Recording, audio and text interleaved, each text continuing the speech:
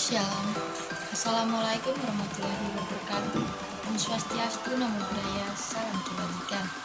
Perkenalkan, nama saya Regina Lalau, kelas A5 Keperawatan semester 1, program studi S1 Keperawatan, mahasiswi Universitas Pembangunan Indonesia Manado. Maksud dan tujuan saya membuat video ini yaitu untuk memenuhi UTS Bahasa Indonesia dengan dosen pengampu Encik Jumlati Lambayang, SPD, MPD.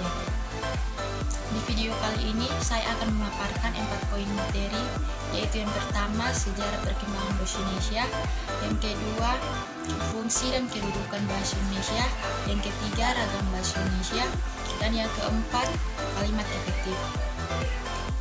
Poin yang pertama, sejarah perkembangan bahasa Indonesia. Seperti yang kita ketahui bersama bahwa bahasa Indonesia adalah bahasa yang digunakan oleh rakyat dalam berkomunikasi.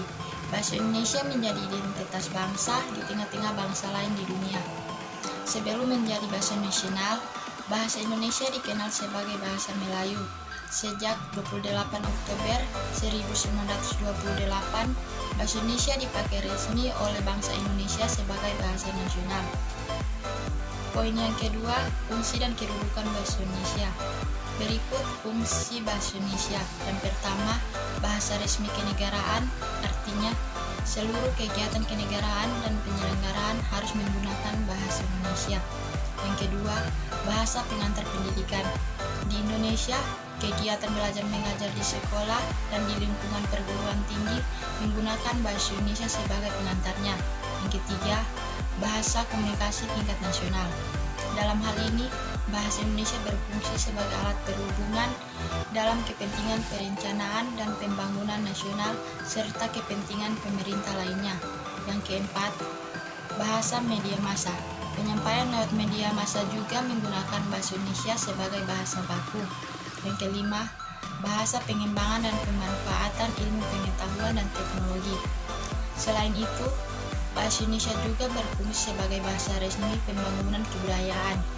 Dalam hal ini, bahasa Indonesia berperan sebagai media pengembangan dan pelestarian nasional. Poin yang ketiga, kedudukan bahasa Indonesia. Bahasa Indonesia berkedudukan sebagai bahasa nasional dan bahasa resmi negara. Kedudukan ini tertuang dalam pasal 36 Undang-Undang Dasar 1945. Kedudukan bahasa Indonesia ditetapkan dalam konstitusi pada tanggal 18 Agustus 1945.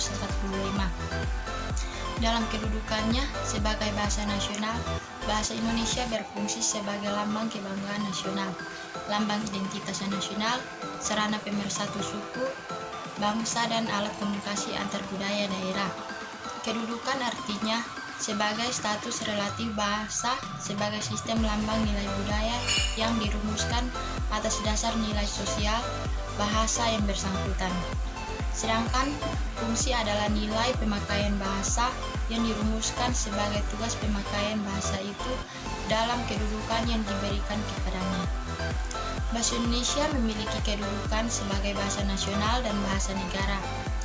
Kedudukan bahasa Indonesia sebagai bahasa nasional dimiliki sejak diikrarkan Sumpah Pemuda pada tanggal 28 Oktober 1928, sedangkan kedudukan sebagai bahasa negara dimiliki sejak diresmikan Undang-Undang Dasar 1945 pada tanggal 18 Agustus 1945.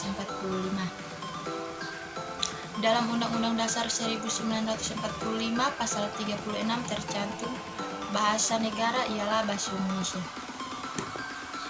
Poin yang ketiga adalah ragam bahasa Indonesia. Ragam bahasa Indonesia adalah variasi bahasa menurut pemakaiannya yang berbeda-beda dan mengikuti topik pembicaraan. Selain itu, menurut hubungan pembicara lawan bicara, orang yang dibicarakan sekaligus medium pembicaranya. Secara umum, pemakaian bahasa Indonesia dikategorikan menjadi dua jenis, yaitu baku dan tidak baku. Penggunaan bahasa baku tentu saja digunakan saat situasi resmi seperti rapat, belajar di kelas, dan lain sebagainya. Sementara penggunaan bahasa tidak baku seperti di rumah sendiri atau di pasar.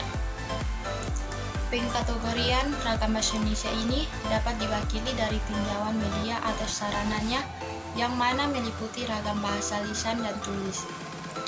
Ragam bahasa lisan adalah bahasa yang dihasilkan oleh alat ucap dengan unsur fonem di dalamnya.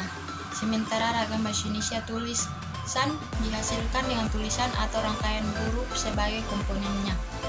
Ragam bahasa Indonesia memiliki fungsi sebagai alat pemersatu semua ragam bahasa yang ada di Indonesia, sebagai simbol kebanggaan nasional dan identitas bangsa, sebagai pemersatu alat kelompok etnis pengguna bahasa, sekaligus alat pemersatu adat dan budaya yang antar daerah. Poin yang keempat, kalimat efektif. Kalimat efektif adalah kalimat yang dapat mengungkapkan gagasan sesuai dengan diharapkan oleh penulis atau pembicara. Suatu kalimat dapat dikatakan efektif jika si penerima pesan dapat menyampaikan kembali gagasan, pesan, perasaan, ataupun pemberitahuan sebagaimana yang dimaksud oleh pembicara. Di dalam kamus, kalimat efektif juga memiliki beberapa makna.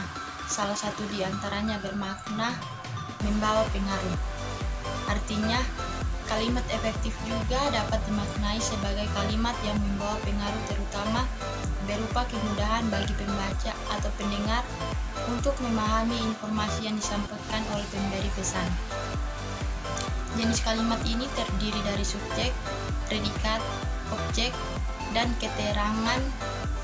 Biasanya kalimat efektif digunakan dalam sebuah teks ilmiah seperti makalah, laporan, penelitian, skripsi, tesis, disertasi, dan lain sebagainya.